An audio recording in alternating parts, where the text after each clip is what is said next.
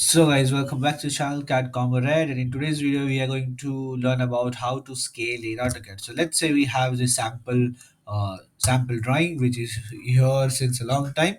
So there is two options of scaling. First of all, you have to write the command of SC enter, which is the shortcut of scale enter.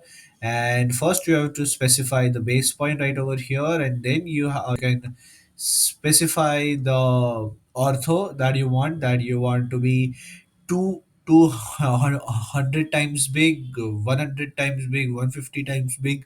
Let's say I wanted 150 times big.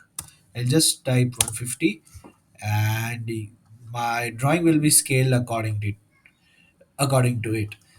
So that was the first way that you can do it. Let's say Control Z, and the other way to do it. Let's say I have a line right over here, which is I'll send it to back.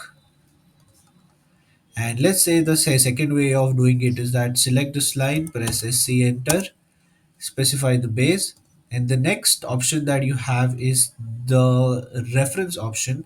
That means that you want to choose this grid lines as a reference and make it as similar as the white line that you have made it right over here.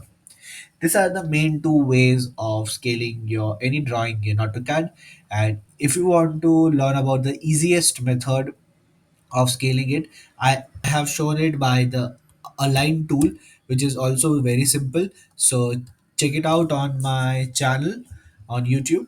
And that's it for this video. I only wanted to show you that how to scale and the two ways of it.